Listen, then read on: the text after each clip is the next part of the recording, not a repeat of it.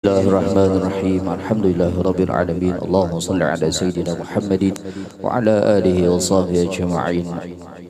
Segala puji dan syukur kehadirat Allah Subhanahu wa taala yang telah memberi kita nikmat bernikmat kesehatan jasmani maupun rohani. Dan nikmat yang paling besar dari Allah kepada kita yaitu nikmat Islam dan iman dan Islam. Dan kedua kalinya kita pula tidak lupa pula kita bersalawat kepada baginda Rasulullah sallallahu alaihi wasallam atas beliaulah, kepada beliaulah dan keluarga sahabat mengikut beliau akan mereka itu pada jalan yang sangat terang. Wa ba'du. Syekh Muhammad An-Nawawi Al-Bantani di dalam kitab Nasaihul Ibad inda dzikri sholihin tatanazur rahmatur rahmatul ghaffar. Artinya ketika dibacakan hikayat karamah, cerita orang-orang saleh, cerita orang-orang saleh atau wali-waliullah, itu turunlah beberapa rahmat Allah yang maha pengasih lagi maha pengampun. Mudah-mudahan Allah Subhanahu wa taala menurunkan rahmat dan mengampuni serta meridai bagi penyusunnya dan bagi orang-orang yang hadir mendengarkannya. Amin amin ya rabbal alamin. Habib Abu Bakar bin Muhammad As-Sagab beliau lahir di Basuki, Jawa Timur pada tahun 1280 Hijri, 85 Hijriah. Cahaya kebaikan dan kemuliaannya telah nampak dan terpancar di wajah beliau. Saat usia berumur 3 tahun beliau mampu mengingat semua kejadian yang pernah terjadi pada dirinya. Semua itu karena kekuatan dan kejernihan hati beliau. Bersama ayahnya beliau pindah ke Gresik. Tak lama kemudian ayah beliau meninggal dunia di Gresik. Saat itu Habib Abu Bakar masih kecil. Mendengar anaknya Habib Abu Bakar meninggal dunia, maka neneknya di Hadramaut yaitu Hababah Fatimah binti Abdullah Allan meminta supaya cucunya ini, yaitu cucu beliau Habib Abu Bakar, dikirim ke Hadramaut. Maka pada tahun 1029 Hijriah dengan mengikut kenalan keluarga yaitu Syekh Muhammad Bazamur, Habib Abu Bakar berangkat ke Hadramaut. Kala itu Habib Abu Bakar masih baru berusia 8 tahun. Sesampainya di Siwon Hadramaut, beliau disambut oleh pamannya Al-Habib Abdullah bin Umar As-Sigab. Pertama kali melihat Habib Abu Bakar,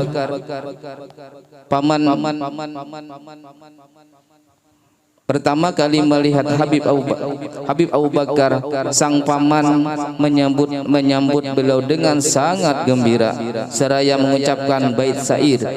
Hati para aulia memiliki ketajaman mata. Mereka mampu memandang apa yang tidak dilihat oleh manusia lain. Paman beliau Habib Abu Bakar tinggal di rumah.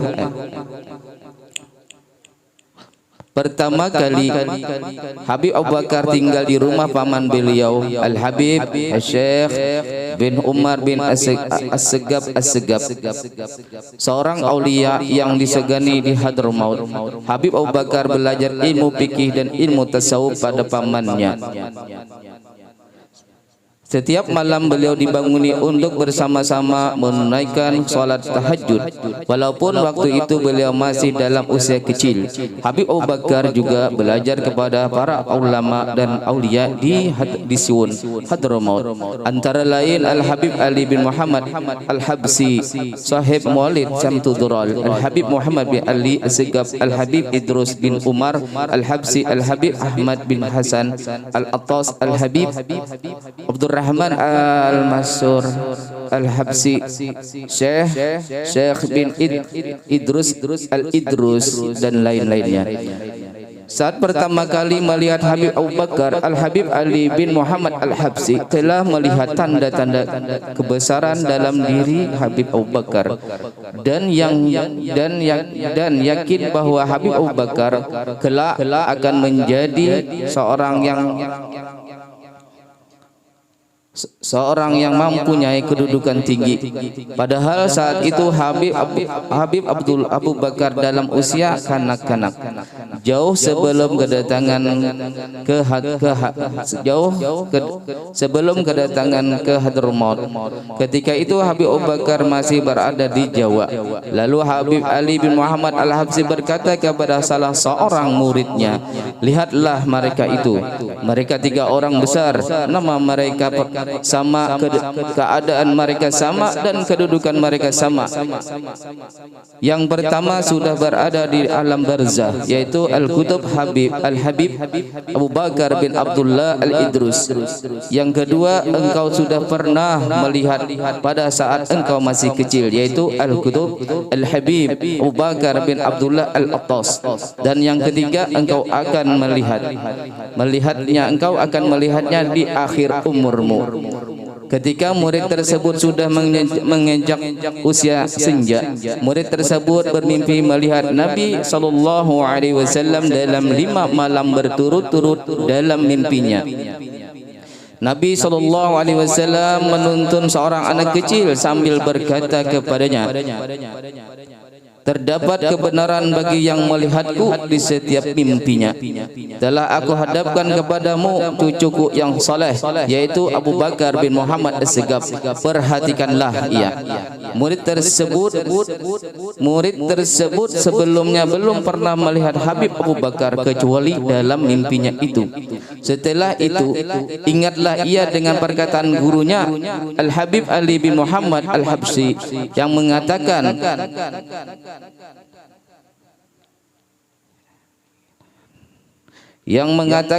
ialah mereka itu 3 aulia, nama mereka sama, keadaan mereka sama, dan kedudukan mereka sama.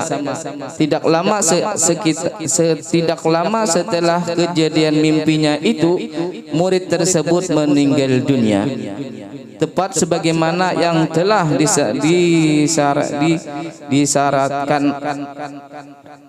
disyaratkan oleh Al-Habib Ali bin Muhammad Al-Habsyi bahwa ia akan melihat Habib Abu Bakar bin Muhammad As-Segaf di akhir umurnya. Habib Abu Bakar bin Muhammad As-Segaf mendapat perhatian khusus dan pengawasan yang istimewa dari guru beliau Al-Imam Al-Habib Ali bin Muhammad Al-Habsyi. Sampai-sampai Habib Ali sendiri yang meminangkan beliau sekaligus merayakan pernikahannya. Pada tahun 1302 Hijriah, Habib Abu Bakar kembali ke Indonesia bersama Al-Habib Alwi bin Segaf As-Segaf yang kini makamnya terletak di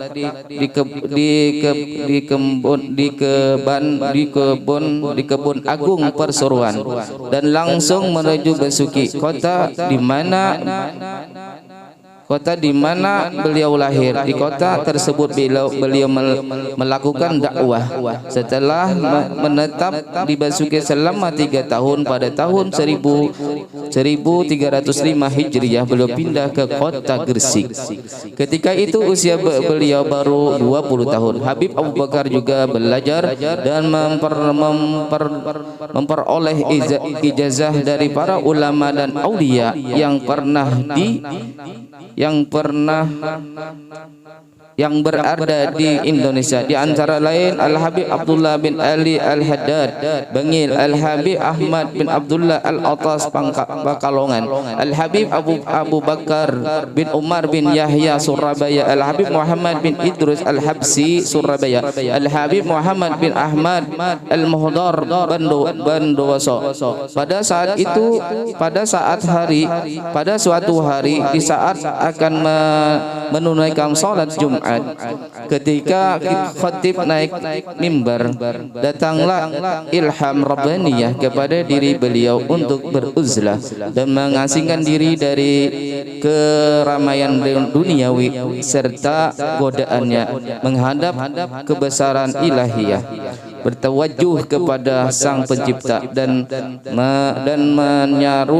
menyeru keagungan namanya di dalam keheningan.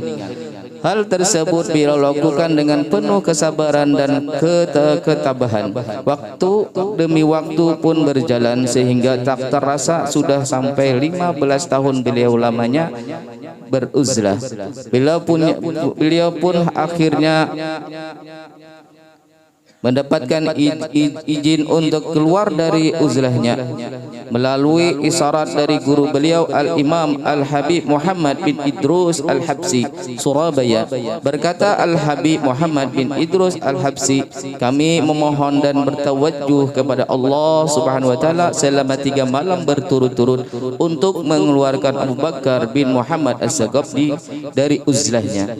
Setelah keluar dari uzlahnya, beliau ditemani oleh Al-Habib Muhammad bin Idrus Al-Habsi berziarah ke makam Al-Imam Al-Habib Alwi bin Muhammad Habib Hasim As-Sagaf. Sehabis ziarah beliau dengan gurunya itu langsung menuju ke kota Surabaya dan singgah di kediaman Al-Habib Abdullah bin Umar As-Sagaf. Masyarakat Surabaya pun berbondong-bondong menyambut kedatangan beliau di rumah tersebut. Dalam majelis itu Al-Habib Muhammad bin Idrus Al-Habsi berkata kepada halayak orang yang ada di sana, seraya menunjukkan kepada Habib Abu Bakar. Abu Bakar merupakan suatu khazanah daripada khazanah keluarga beliau, dari keluarga Ba'lawi.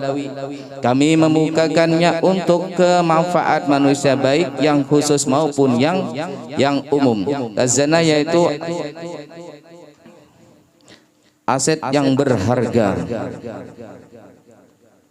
Sejak Habib Abu Bakar mulai membuka majelis taklim atau bisa disebut rohah di kediamannya di kota Gresik.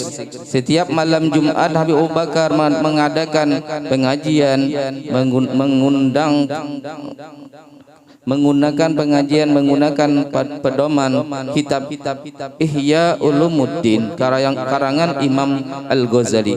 Di kediaman beliau di Gresik, dalam hidupnya beliau telah mengkhatamkan kitab Ihya Ulumuddin sebanyak 40 kali. Setiap khatam kitab Ihya Ulumuddin beliau memberikan hidangan kepada para hadirin yang hadir dalam majelis tersebut. Al-Habib Abdullah Al-Qadir bin Ahmad mengatakan, engkau adalah perwaris ahliyah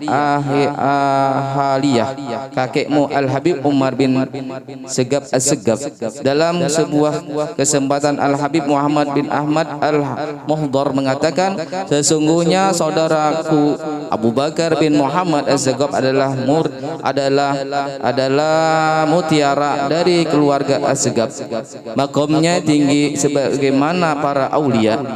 Pernah ketika Al-Habib Ali Abdurrahman Al-Habsi Kuitang berkunjung ke kediaman Habib Abu Bakar di kota Gresik, dia di depan para hadirin dengan air mata berlinangan di pipinya. Habib Ali Kuitang berkata, Habib Abu Bakar adalah raja dari para aulia. Wahai hadirin, kata beliau, lihatlah saudaraku Abu Bakar bin Muhammad, karena memandangnya adalah ibadah. Habib Alwi bin Muhammad bin Toha Al-Haddad Bogor menyatakan Habib Abu Bakar bin Muhammad Az-Sagaf adalah seorang kutub dan sebagai tempat turunnya nazarah. Nazarah yaitu pandangan Allah kepada hambanya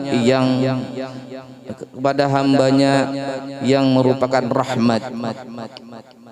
Dalam kesempatan lain beliau mengatakan, aku tidak segan terhadap siapapun dari makhluk Allah kecuali kepada Habib Abu Bakar bin Muhammad As-Segaf. Habib Husain bin Muhammad Al-Haddad mengatakan, Al-Habib Abu Bakar bin Muhammad As-Segaf adalah seorang pimpinan aulia saat ini. Beliau telah berada di puncak makamnya yang tinggi. Beliau mampu mengetahui hakikat dari segala sesuatu. Di saat menjelang akhir hayatnya, Habib Abu Bakar selalu mengatakan, aku berbahagia untuk berjumpa dengan Allah.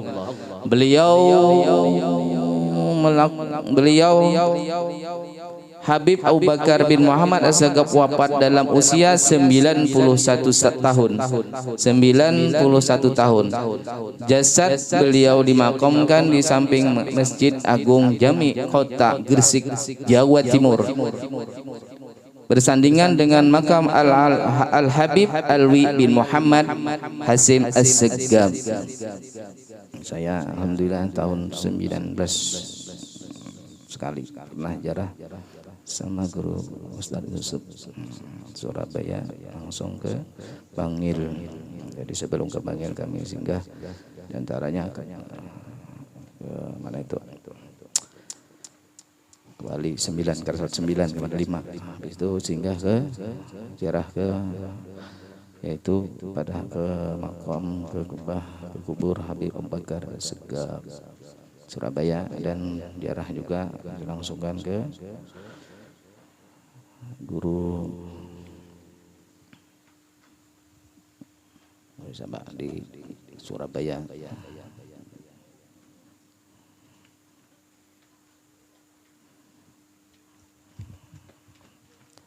Mudah-mudahan berkah kita bersalawatan, bertakbiran dan sedikit riwayat hidup Al-Habib Abu Bakar As-Segaf bin Muhammad As-Segaf ini, hajat-hajat kita dikabulkan oleh Allah Subhanahu wa taala,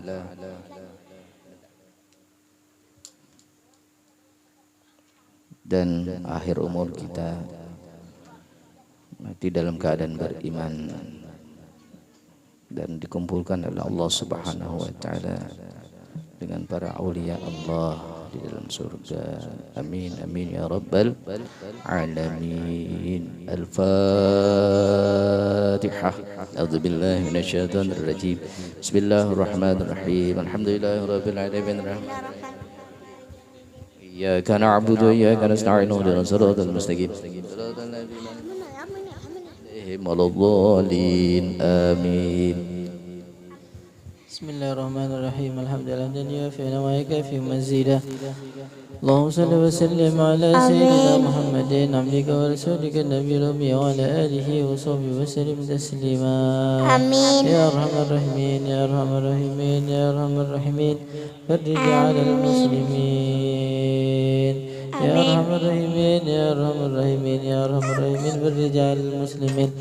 اللهم نسألك سلامة في الدين وعافية في الجسد والسيرة في العلم وبركة في الرزق وتوبة قبل الموت ورحمة عند الموت ومغفرة بعد الموت. اللهم أهون علينا في شكرة الموت والنجاة النار والعفو عند الحساب. ربنا تقبل منا إنك أنت السميع العليم وتب علينا إنك أنت التواب الرحيم. سيدنا محمد وعلى آله وصحبه وسلم والحمد لله رب العالمين. يا ربي بالمصطفى بلغ مقاصد دارا وبلنا مضى يا وسيعا كرمي يا ربي بالمصطفى بلغ مقاصدنا وبلنا مضى يا وسيعا كرمي يا ربي بالمصطفى بلغ مقاصدنا وبلنا مضى